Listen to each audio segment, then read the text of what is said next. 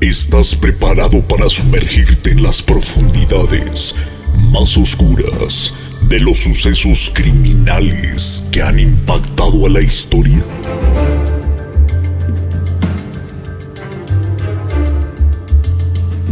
Team Crimi.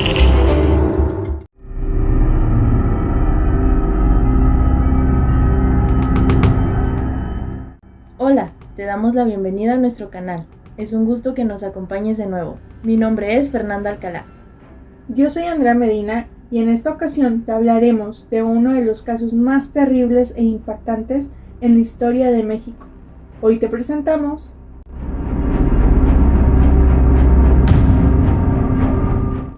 Claudia Mijangos, mejor conocida como la Hiena de Querétaro, nació el 26 de mayo de 1956 en Mazatlán, Sinaloa. Ella se crió en una familia de clase media. En su juventud fue nombrada Reina de Belleza de Mazatlán. Luego de graduarse en comercio, se casó con Alfredo Castaños Gutiérrez y tuvieron 3 hijos, Claudia María, Ana Belén y Alfredo. Después de la muerte de sus padres, la familia heredó una cantidad considerable de dinero y se mudaron a la ciudad de Querétaro, México. Allí, los 3 niños fueron matriculados en la escuela católica Colegio Fray Luis de León, donde Claudia Mijangos trabajaba como profesora de catecismo. Más tarde, Claudia también abrió una tienda de moda en el centro. Eran una familia bastante conservadora y muy allegada a la religión católica. Sin embargo, se dice que Alfredo era de un carácter posesivo y dominante, razón por la cual comenzaron a surgir demasiados problemas. Claudia, con 33 años de edad, comenzó a mostrar signos de inestabilidad emocional. Se comentaba que tenía ataques psicóticos demasiado fuertes y frecuentes. Ella aseguraba que veía ángeles, demonios y que escuchaba voces. Por todo esto y por el mal carácter de su esposo, tomaron la decisión de separarse. Se dice que Claudia se alejó de su esposo debido a que en el colegio donde ella trabajaba comenzó un romance con el padre Ramón. De esta relación prohibida sabía el director de la escuela, el padre Rigoberto, tanto así que habló del tema con el mismo padre Ramón y con el esposo de Claudia. El padre Rigoberto le recomendó a Alfredo que él fuera quien se quedara con la custodia de los niños y no Claudia. Al parecer, después de estas advertencias o pláticas que tuvo el padre Ramón con el director de la escuela, él ya no quiso continuar con el idilio que mantenía con Mijangos. También le pesaba demasiado la traición a los votos que había hecho cuando se ordenó sacerdote. Por toda esta complicación, el padre Ramón decidió terminar con la relación. Claudia no lo tomó nada bien, lo buscaba y lo seguía diciéndole que escuchaba voces, que eran ángeles que le decían que tenían que estar juntos. Ella nunca perdió la esperanza de estar con el padre Ramón. El 23 de abril de 1989, Alfredo recogió a sus hijos de una kermés en la escuela y los llevó a la casa de Claudia. Allí, Castaños y Claudia entablaron una intensa discusión. Alfredo le dijo que sabía del romance que tenía con el padre y se lo reprochó. Aún así, él le pidió regresar con ella. Claudia no negó la aventura. En cambio, defendió el amor que tenía por el padre Ramón y le aclaró a Alfredo que ella nunca regresaría de nuevo con él, y lo corrió de la casa. Claudia, después de lo sucedido, subió las escaleras de su morada para arropar a sus hijos en la cama y posteriormente irse a dormir. Unas horas más tarde, alrededor de las 4 de la mañana, Claudia se despertó con fuertes voces en su cabeza. Dijo que las voces le dijeron que Mazatlán había desaparecido y que todo Querétaro era un espíritu. Desesperada, Claudia llamó a su amiga Verónica Vázquez, quien le pidió a Claudia que se calmara. Verónica prometió ir en la mañana a su casa para ayudarla. Tras la llamada, Claudia se levantó de la cama, se vistió, fue a la cocina y tomó 3 cuchillos mientras sus hijos aún dormían. Cerca de las 5 de la mañana, Claudia seguía escuchando voces al interior de su cabeza, que le decían que sus niños eran demonios, que impedían que estuviera con el padre Ramón. En consecuencia, ella despertó a su hijo Alfredo de 6 años y lo atacó con un cuchillo. Recostándolo en la cama, le agarró la mano izquierda y se la amputó. Alfredo gritó, lo que despertó a su hermana mayor, Claudia María, de 11 años. Ella entró a la habitación y le suplicó a su madre que se detuviera. Cambiando de cuchillo, Claudia corrió sobre su hija mayor y la apuñaló 6 veces. Herida, Claudia María logró salir de la habitación y suplicó en voz alta a su madre por clemencia. Claudia tomó el tercer cuchillo y apuñaló a su hija Ana Belén, de 9 años, directo al corazón. Claudia corrió escaleras abajo en busca de Claudia María, quien se había desmayado en el piso del comedor, y la apuñaló nuevamente. Cuando terminó el frenesí, reunió a sus hijos y los depositó en una misma cama. Finalmente, ella se recostó a dormir junto a ellos. A primera hora, Verónica Vázquez se presentó en el domicilio de Claudia como se lo había prometido, pero su sorpresa fue que se encontró con un escenario dantesco. Había sangre por todas las paredes de la casa y en todo el piso charcos hemáticos. Al subir las escaleras encontró los cuerpos de los 3 niños asesinados, mientras que Claudia estaba inconsciente, bañada en sangre. Al ver esta escena tan grotesca, Verónica llamó a las autoridades y al papá de los niños. El macabro hallazgo horrorizó a la policía. Cuentan que en la alcoba principal encontraron a 3 niños inertes. En el lugar también estaba su madre. Los peritos, al tocarle el cuello, se percataron que ella aún vivía, pero los pequeños, por desgracia, yacían muertos. Ellos habían sido ultimados de una forma muy cruel. Claudia entró en un estado de shock. Por ello, fue internada en un hospital de urgencia. Luego de varias horas de permanecer sedada, despertó y ella aseguraba no recordar nada de lo sucedido. Agentes ministeriales empezaron a preguntar qué había pasado, y ella solo decía que tenía que ir por sus hijos a la escuela, que la dejaran ir. Tras las investigaciones, se apreciaron los problemas psicológicos que presentaba, por lo que se determinó, tras algunos estudios, que en el momento de la tragedia, Claudia se encontraba en medio de un episodio psicótico. Los peritos afirmaron que por lo menos había 10 litros de sangre distribuidos por la casa. En las habitaciones y otras partes de la vivienda se alcanzaban a observar manchas de color rojizo que hacían imaginar el sufrimiento y agonía de los inocentes. En la esquina de la recámara, sobre un sillón, se encontraban 2 cuchillos de cocina, uno de 40 centímetros y el otro de 33 centímetros, ambos con cachas de madera en color café. Un tercer cuchillo de 31 centímetros se halló en la recámara de las hermanas Claudia María y Ana Belén, caído sobre la alfombra y lleno de sangre. Se le realizaron diversos exámenes psiquiátricos a Mijangos y se determinó que padecía esquizofrenia, depresión y epilepsia del lóbulo temporal, por lo que fue declarada inimputable, es decir, que no merecía castigo, sino una medida de seguridad de 30 años internada en el pabellón psiquiátrico del reclusorio de Tepepán en la Ciudad de México. Finalmente, el 24 de abril del 2019 fue liberada de la cárcel. Fue recogida del centro penal por una supuesta sobrina y, según reportes, fue trasladada a una residencia psiquiátrica de México. Su casa en Querétaro continúa en abandono. En la actualidad, se desconoce el paradero real de Claudia.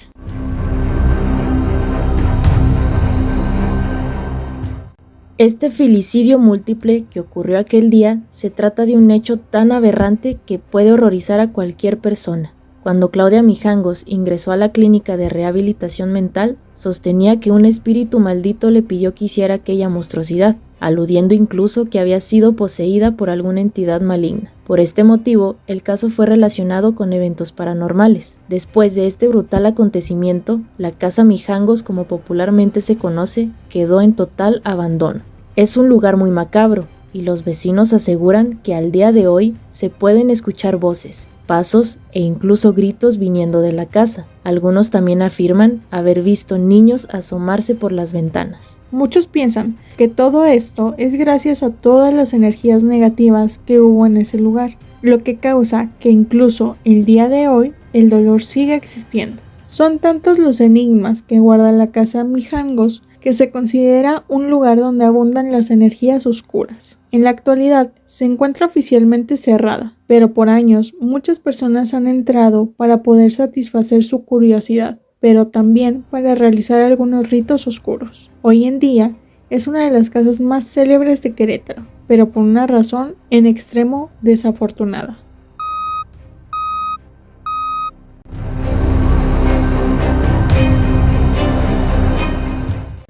Bueno, comenzando con este análisis criminológico, quiero mencionar que en los antecedentes de la vida de Claudia Mijangos se dice que su familia era un poco disfuncional debido a que su papá era muy autoritario y de hecho todos tenían como que este fanatismo religioso. Entonces eso ocasionó a la larga pues ciertos problemas en Claudia. Quiero hacer un paréntesis, si de repente volteamos a distintos lados es porque tenemos aquí unos monitores donde están los puntos más importantes para que ninguno se nos pase. Entonces es por eso. Ahorita que mencionas a la familia, tengo entendido que varios familiares presentaban problemas mentales y estaban con adicciones, ya sea alcoholismo o drogadicción. Entonces creo que también estos son antecedentes y que tal vez el problema mental de Claudia podía ser genético si varios familiares ya lo presentaban anteriormente. Sí, porque también de hecho se dice que uno de sus hermanos presentaba síndrome de Down, entonces pues sabemos que esto también va un poco más arraigado a lo genético. Entonces pues los trastornos que Claudia posteriormente sufrió a lo mejor también venían, como dices, pues desde generaciones más atrás. Y también influyó a lo mejor que Claudia perdió a sus padres en un accidente muy trágico y tengo entendido que tanto ella como sus hermanos quedaron huérfanos en ese momento. Sí, pero como que si te fijas, Claudia como que ocultó todas estas emociones negativas y todo esto porque se dice que en su adolescencia era una muchacha muy inteligente, muy activa y que pues incluso fue reina de su escuela de belleza. Entonces como que siento yo que Claudia lo ocultó, como que lo tapó y como que se dejó llevar al principio así como que no pasa nada, todo está bien, y como que somatizó todas esas emociones que pues quieras que no son fuertes, son difíciles, y como que no las trató en su debido momento. O a lo mejor también quería como que romper patrones porque aparentemente ella tenía una vida perfecta, un matrimonio bonito con sus hijos, muy unidos, pero todo cambió cuando se enamora pues de un padre. Entonces sí, hecho, ahí estuvo algo canijo, que es cuando mete a sus hijos a este colegio que era católico, tengo entendido, y aparentemente ahí había un sacerdote que dicen que era muy guapo. Desconocemos ahorita mucha información acerca de esta persona, pero decían que era alto, de ojos azules, muy guapo. Exacto, entonces que ella quedó fascinada y se dice que sí tuvieron una relación.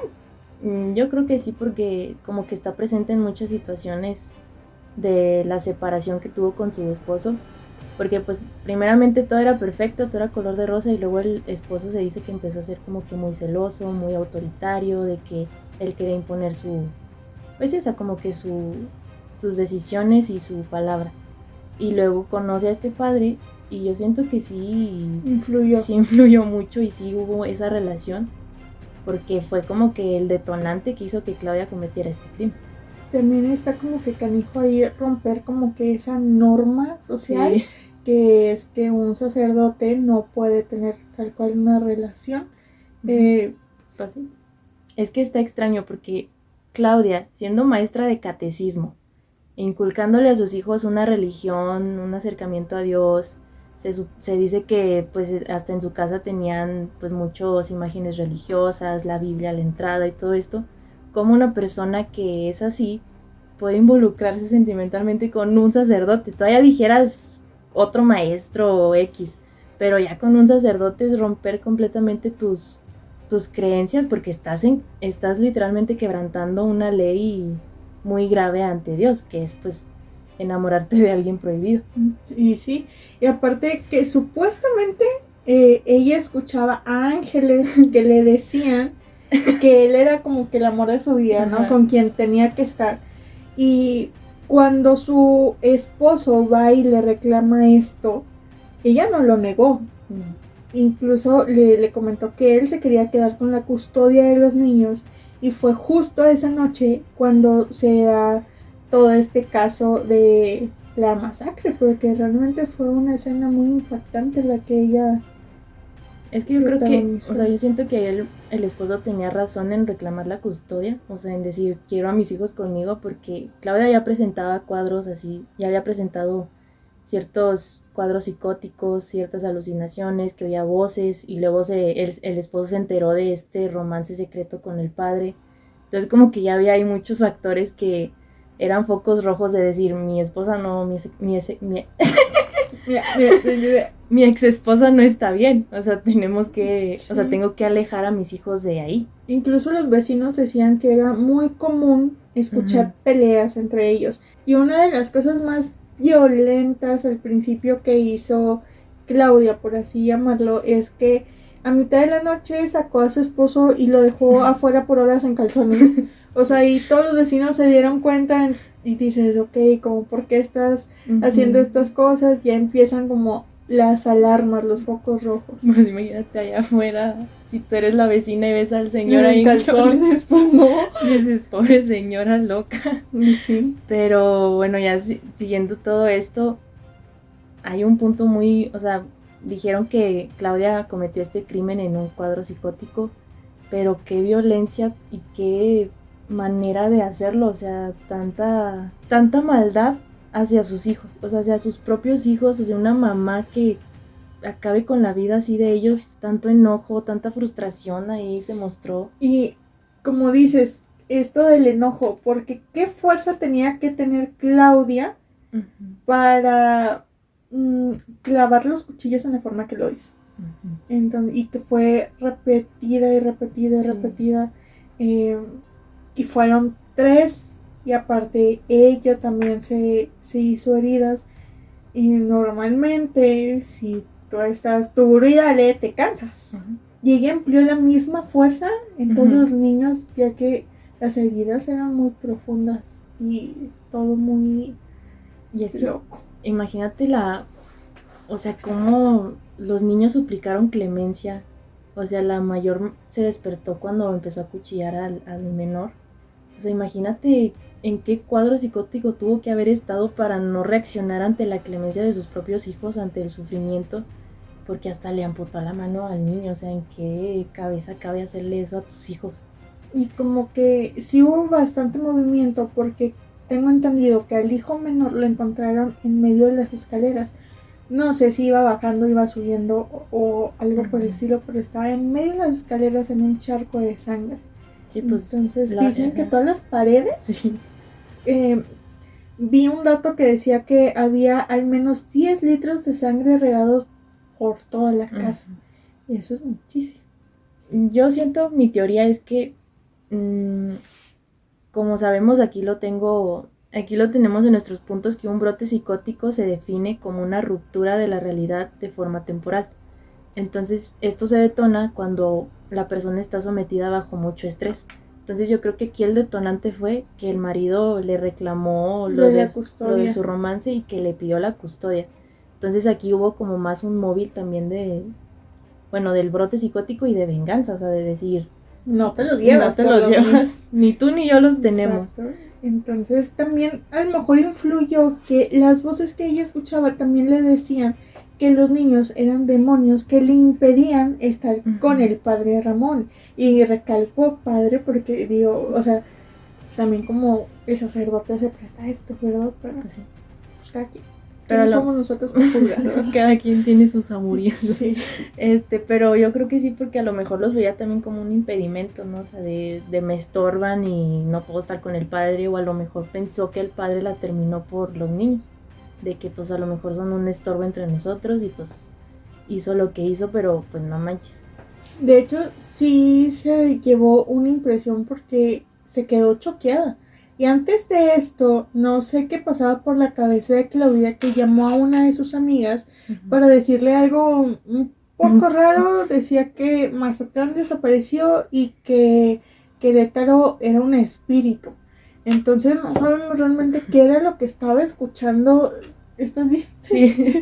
No sé qué es lo que estaba escuchando Claudia. Y también creo que de alguna manera la amiga se pudo haber sentido algo culpable por no haber ido en el momento que Claudia le llamó. Pero también hay otra opción de que si la amiga hubiera ido, tal vez también lo hubieran matado.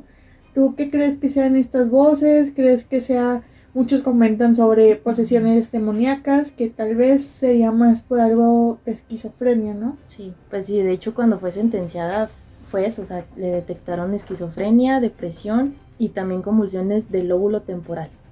Y pues empezando por la esquizofrenia, bueno, si no saben lo que es la esquizofrenia, este es un trastorno mental grave por el cual las personas interpretan la realidad de una manera normal.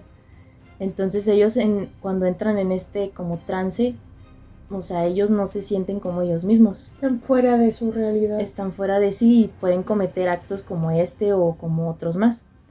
Pero pues también ella como que empezó a decir que había sido una posesión, que porque que veía en sus hijos demonios, que escuchaba voces dentro de su cabeza, pero pues esto se descartó porque realmente no presentaba síntomas de una posesión demoníaca, porque hasta en eso hay síntomas. Hay síntomas y hay ciertos requisitos que tienes que cumplir pues para considerarlo una posesión. O sea, por ejemplo, aquí tenemos que uno de los síntomas de una persona poseída es que escucha la voz de un demonio, pero la escucha desde afuera, o sea, como si fuera un espíritu que le dice. Y ella literal como el diablito del angelito, ¿no? Que te están diciendo cosas. Están diciendo, y ella escuchaba las voces dentro de sí, que esto ya se relaciona con esquizofrenia. Y aparte que la posesión demoníaca pues ya presenta muchas cosas más, o sea, como de, por ejemplo, no te puedes acercar ya a lo religioso, y ella seguía yendo a catecismo, seguía dando la palabra de Dios, seguía viendo imágenes religiosas en su casa, entonces esto ya no tenía nada que ver. No, porque si no se podía acercar a nada religioso, como si se acercaba al padrecito y ahí le echaba el rezo, ¿verdad? Sí, o sea, entonces ya, no.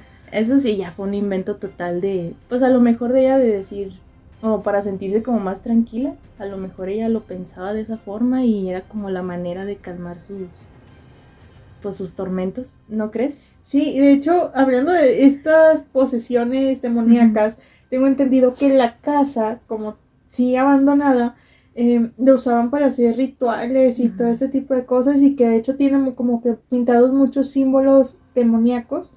Y sí está turbio porque después de este filicidio múltiple, pues imagínate la energía que no quedó en la casa.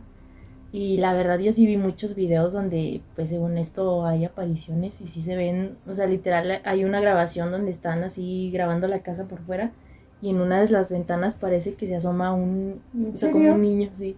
Y se ve así súper tenebroso, ¿tétrico? Sí.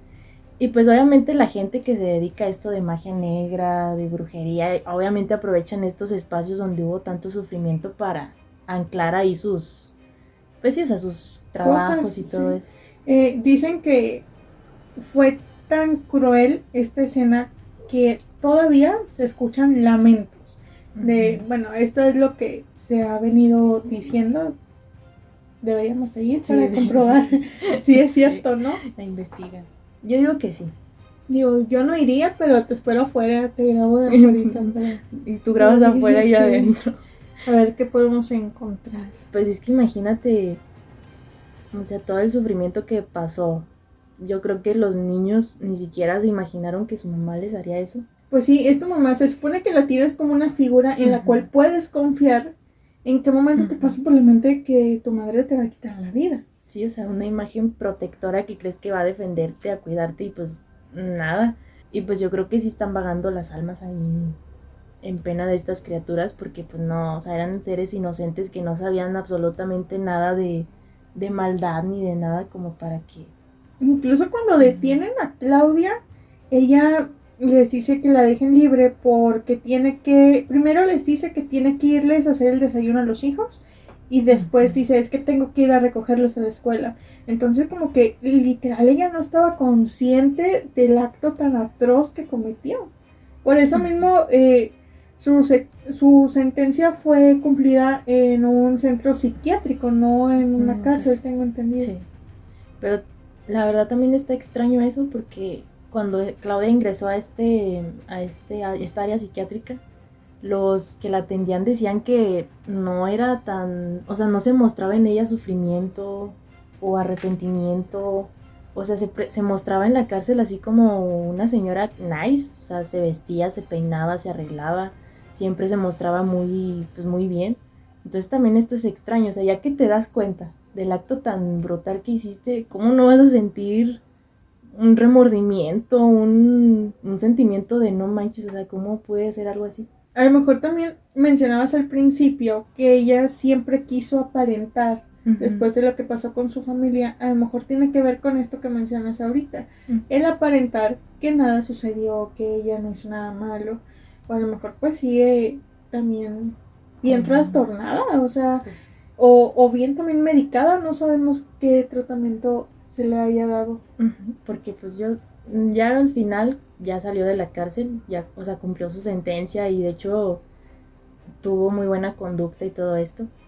Y supuestamente fue por ella una sobrina, que la verdad también eso es medio turbio, porque imagínate, ay, sí, voy por mi tía que mató a mis primos. mató a mis primitos. Sí, eso sí está canijo, o sea, no sabes si en la madrugada se va a levantar y te va a hacer lo mismo que le hizo a sus propios hijos, o sea. Y realmente no es por decir que todas las personas esquizofrénicas son, o sea, pueden cometer estos actos o... ¿En un brote? Bueno, en un brote, bueno, yo me refiero a no discriminarlos, pero deben de tener una atención de que 24/7, porque eso no es curable, se debe de estar cuidando, se debe de estar medicando, se debe de estar tratando. Y yo creo que también esto fue cierta parte culpa del esposo también, de que no le dijo de que atiéndete, o sea, vamos a checarte, no estás bien. Porque si hubiera tenido un tratamiento desde mucho antes, a lo mejor también se hubiera prevenido, se hubiera evitado todo esto. Tienes razón en lo que comentas, aunque también hay que estar conscientes que en aquel tiempo, pues todavía era un tabú ir a un psicólogo, ir a un psiquiatra, entonces muy probablemente pues no estaba detectada como tal con esquizofrenia porque pues no era algo muy conocido. Y luego también yo vi que cuando empezaron los problemas de su matrimonio, fueron a terapia de pareja y el mismo terapeuta comentó que Claudia mostraba ciertos signos de violencia y ciertas cosas ahí, pero que no fue diagnosticada no fue diagnosticada tal cual porque también ya no siguieron el proceso de terapia. Entonces yo creo que pues sí, como mencionas, en esos tiempos no estaba tan bien el que vea a un psicólogo o vea a un psiquiatra, y yo creo que hoy en día debería de ser algo normal, o sea, ir a tratarte, o sea, por ejemplo, todo ser humano debiera tener un psicólogo, debiera tener un terapeuta, porque realmente ayuda mucho y no es de que estés loco, sino es de que... es necesario. Digo, todos venimos cargando con diferentes situaciones y hay que tratar todas esas problemáticas para evitar que en algún momento detonen de una manera tan fea. Sí. Porque pues en nosotros está tener esta responsabilidad afectiva. Y yo creo que ahí Claudia también se pudo haber evitado o sea, todo esto que sucedió después. Y de hecho también ya no se supo nada del padre. Ni del exmarido, ¿no? Bueno, del exmarido, que los vecinos que vivían cerca de él lo veían como una persona agresiva, porque de hecho fue detenido por ciertos incidentes en vía pública, o sea, de que era así. Pues es que por sí, él ya venía siendo controlador después de la infidelidad de Claudia, entonces imagínate que le mataron a sus 3 hijos. Sí, eso sí es. Y más porque fue un día, o sea, estuvo ahí en la noche con ella, ¿sabes? De hecho, a él le decían de que, tengo entendido que fue por ellos a una kermés a la escuela y le dijeron así como que llévatelos tú a tu casa. Y él dijo así como que no, porque yo tengo otras cosas que hacer, y se los llevó a Claudia. Entonces también el remordimiento de decir, bueno, me los hubiera llevado, no hubiera pasado esto. Sí, o sea, la verdad, ahí sí, pobre del señor, o sea, y luego más que nada porque él fue a la escena del crimen, o sea, él vio todo, porque la amiga Verónica le llamó, o sea, de que ve lo que pasó, o sea, tu esposa mató a tus hijos, entonces él fue, y encontrarse con una escena así, imagínate lo impactante que ha de haber sido para el señor, que obviamente ya no tuvo una vida buena. Normal. Sí, de por sí es impactante o es muy fuerte la pérdida de un hijo. Ahora imagínate llegar a la casa donde vivías y ver esa escena y ver a tus hijos de esa manera. Sí. Yo creo que no se le desea a nadie. Sí, la verdad fue muy trágica esta historia. Y aún hoy en día sigue siendo la casa sigue siendo ¿cómo se dice? Como un lugar turístico de los que visitan Querétaro, de tan sonado que es el caso y tan impactante que fue. Sí, y bueno, ya también detrás de todas las leyendas que hay en la casa, que se aparecen y todo esto. De hecho, hasta la casa tuvieron que ponerle como púas de protección, porque era mucha gente la que se metía a hacer cosas indebidas ahí. Y bueno, ya para terminar, como siempre queremos hacerles algunas recomendaciones que se las dará aquí Fernanda. En YouTube pueden encontrar mucha información, hay muchos videos ya donde explican la historia y todo esto, pero en específico hay un video de Extra Normal, que era un programa muy famosillo de sucesos paranormales, que visitaron la casa, que entrevistaron incluso a la mejor amiga de una de las niñas, a los vecinos que vivieron esa noche, esa trágica escena. Y está muy interesante porque también pues se meten a investigar ahí dentro de la casa de una manera respetuosa, obviamente. Y sí se muestran ciertas situaciones paranormales que están medias turbias, porque incluso llevaron juguetes como para ofrecérselos a los niños, a sus almas, y dejan a un camioncito para el niño y muñecas y así, y dejan grabando una cámara y se ve como el camioncito se va moviendo solo, entonces sí está medio tenebroso. Una de las muñecas también se cae, entonces vamos a dejarle el link del video para que lo vayan a ver si se quieren perturbar un rato. Y comentabas también que había un documental. Sí, en YouTube también encuentran un documental de Discovery Channel, si no me equivoco. Dura aproximadamente unos 40 y tantos minutos, pero te explica también todo este proceso de Claudia, cómo se enamora del padre, cómo fueron encontrados los niños y todo este tipo de detalles que a lo mejor aquí no podemos tocar mucho. Y pues bueno, ya para cerrar este análisis criminológico, pues no te olvides de dejarnos en los comentarios tú qué piensas, qué sabías de este caso, qué no, cuáles son tus teorías, que después estaremos ahí leyéndolos. Les agradecemos mucho seguir viendo nuestro contenido y no olvides suscribirte y seguir todas nuestras redes sociales que estarán apareciendo aquí abajo. Activa también la campanita de notificaciones para que te llegue la alerta cada vez que subamos un video. Nos gustaría mucho que formaras parte de nuestro team. ¡Hasta la próxima!